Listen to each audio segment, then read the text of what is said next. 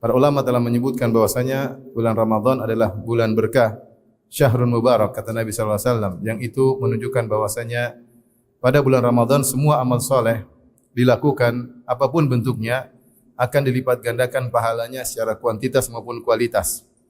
Adapun berapa dilipat gandakannya wallahu alam. Hanya saja telah datang beberapa dalil yang merupakan isyarat bahwasanya beribadah di bulan Ramadan pahalanya berlipat ganda. Di antaranya Rasulullah SAW menyebutkan al-umratu fi Ramadan ta'dilu hajjatan ma'i. Bahwasanya umrah di bulan Ramadan seperti haji bersamaku. Kita tahu umrah kegiatannya cuma 3 jam. Kegiatan intinya cuma 3 jam atau 4 jam kalau Masjidil Haram lagi padat. Berbeda dengan haji. Haji butuh berhari-hari. Ada wukuf di Arafah, ada tawaf saja sampai 3 kali, tawaf kudum, tawaf haji, tawaf ifadah, tawaf wada, ya. Kemudian belum lagi melempar jamarat, belum mabit di Mina. Banyak kegiatan sampai berhari-hari, mungkin 5 hari atau 6 hari.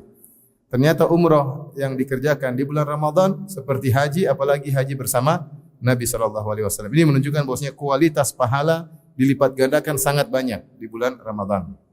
Demikian juga misalnya firman Allah Subhanahu wa taala, Lailatul Qadri khairun min alfi syahr. Bahwasanya malam Lailatul Qadar lebih baik daripada 1000 bulan. Artinya siapa yang beribadah dengan taufik dari Allah, diterima ibadahnya di malam tersebut yang mungkin cuma sekitar 7 jam 8 jam, maka ibadahnya lebih baik daripada 1000 bulan. Bukan seperti 1000 bulan, tapi lebih baik daripada 1000 bulan. 1000 bulan itu 83 tahun lebih. Oleh karenanya ini sebenarnya mengatakanlah bonus bagi umat Muhammad sallallahu alaihi wasallam. Yang umat Muhammad sallallahu alaihi wasallam rata-rata umurnya 60 sampai 70 tahun. A'malu ummati baina 60 ila 70 wa aqalluhum man yajuzu dzalik. Umur umatku antara 60 sampai 70 dan hanya sedikit yang melampaui 70 tahun. Adapun umur umat sebelumnya panjang-panjang. Nabi Adam alaihissalam umurnya 960 tahun. Nabi Nuh 1000 tahun bahkan lebih, karena dia berdakwah saja 950 tahun. Falabitha fihim alfa sanatin ila khamsina ama. Dakwahnya saja 950 tahun. Berapa umur sebelum diangkat menjadi nabi dan berapa umur beliau setelah umatnya dibinasakan sehingga umurnya 1000 tahun lebih.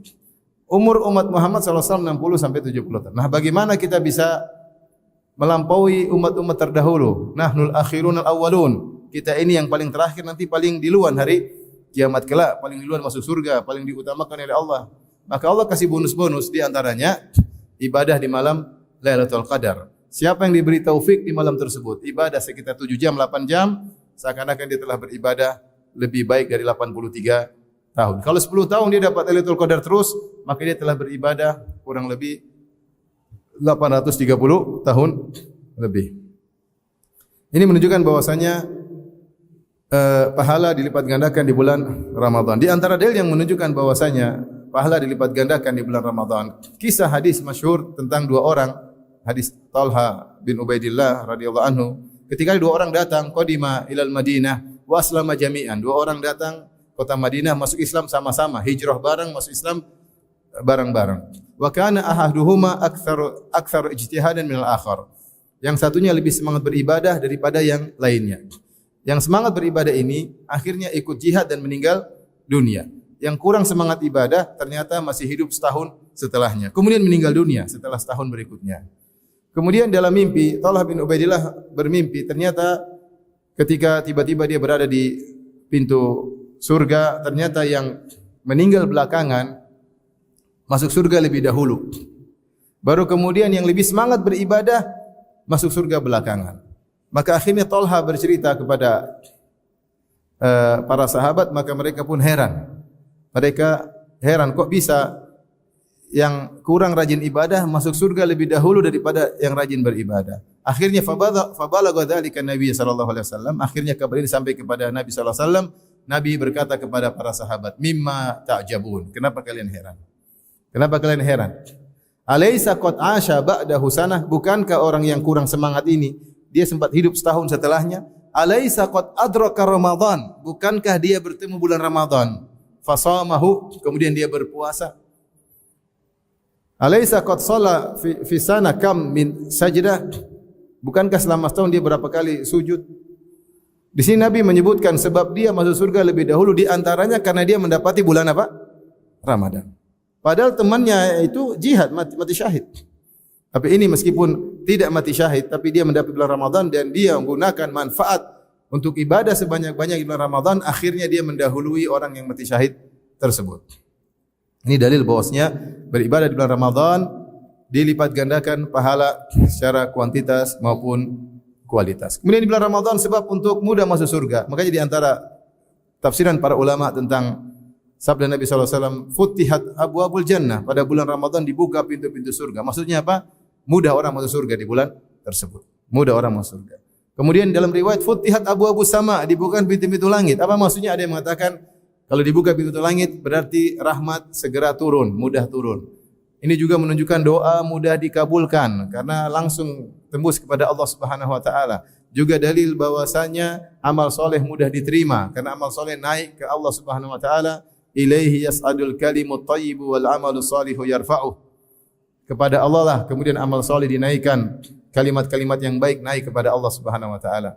Maka kesempatan mudah masuk surga, mudah amal diterima, mudah doa dikabulkan dan banyak rahmat Allah yang turun. Maka sungguh celaka dan celaka seorang yang bertemu di bulan Ramadan, Allah kasih dia kesempatan bertemu bulan Ramadan, kemudian dia anggap biasa-biasa saja.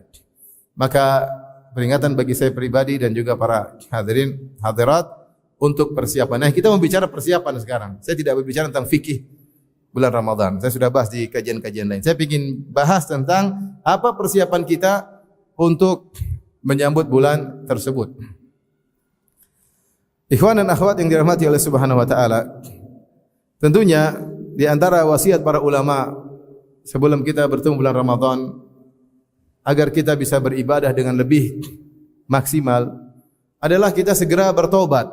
Segera bertobat. Taubat adalah ibadah yang wajibnya alal faur, harus segera. Bahkan Ibnu Qayyim rahimahullah menyebutkan siapa yang menunda taubat maka dia berdosa karena penundaannya tersebut. Karena taubat adalah ibadah yang harus disegerakan. Sari'u ila maghfirah. Segeralah menuju ampunan Allah. Sabiqu ila maghfirah. Cepatlah menuju ampunan Allah. Maka kita tidak boleh menunda-nunda taubat kita. Jangan kita bilang saya taubat bulan Ramadan. Enggak, sekarang kita bertobat. Kalau kita punya salah, kita punya dosa, sekarang bertobat.